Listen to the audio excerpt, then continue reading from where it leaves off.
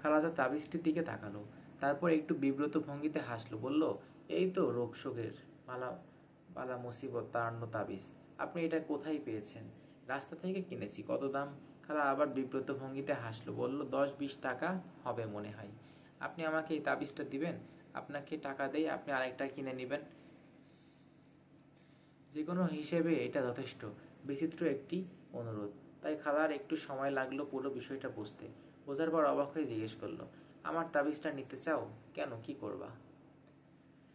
একটা বিশ্বাসযোগ্য উত্তর না দিলে হবে না। তাই রাজু মুখ গম্ভীর করে বলল, আমাদের ইউনিভার্সিটি থেকে তাবিজের ওপর গবেষণা হচ্ছে, সেই জন্য আমি তাবিজ খুঁজে বেড়াচ্ছি। সব তাবিজ দেখি গোল, ঢোলের মতো। আপনারটা চারকোনা।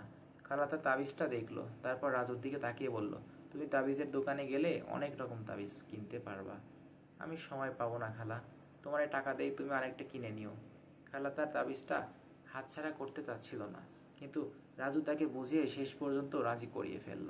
খালা চলে যাওয়ার পর রাজু আবার জানালার কাছে দাঁড়িয়ে বাইরে তাকালো। মানুষটা এখনো যায় নাই। সে এখনো গাড়ির ভেতর ড্রাইভিং সিটে বসে তার জানালার দিকে তাকিয়ে আছে। রাজুর সাথে চোখাচোখি হওয়া মাত্রই আবার ঝট করে চোখ সরিয়ে নিল। রাজু তখন খালা তাবিজটা নিয়ে ঘরের ভেতর ঢুকলো। সেলফে বইয়ের পেছনে রাখা জেলির বয়ামটা বের করে সেখান থেকে কবজটা ঢেলে তার পড়ার টেবিলের ওপর রেখে বয়ামটা খালি করে নেয়। খালার তাবিজটা সেখানে রেখে বয়ামের মুখটা ভালো করে বন্ধ করে সেলফের বইয়ের পিছনে রাখলো। যে কেউ একটু খুঁজলেই এখন এটা পেয়ে যাবে। ইচ্ছে করলে তখন এটা নিয়েও যেতে পারবে। রাজু এখন আসল কবজটা কোথায় লুকিয়ে রাখবে সেটা চিন্তা করতে থাকে।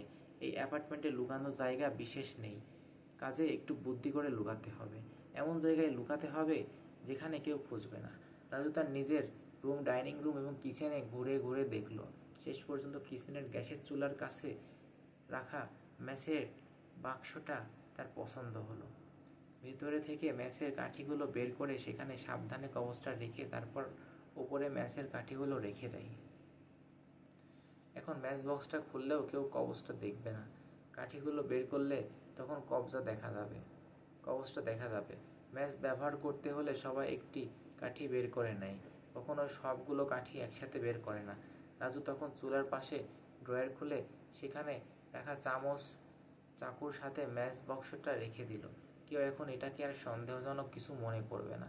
এই অ্যাপার্টমেন্টে যদি কেউ আসে তাহলে তার খালার রোগশোক বালা মুসিবতের তাবিজটা নিয়ে যাওয়ার কথা, রহস্যময় কবজটা খুঁজে পাওয়ার কথা না। রাজু এরপর ঘর থেকে বের হলো। সিঁড়ি দিয়ে নেমে সে রাস্তার পাশ দিয়ে হাঁটতে থাকে।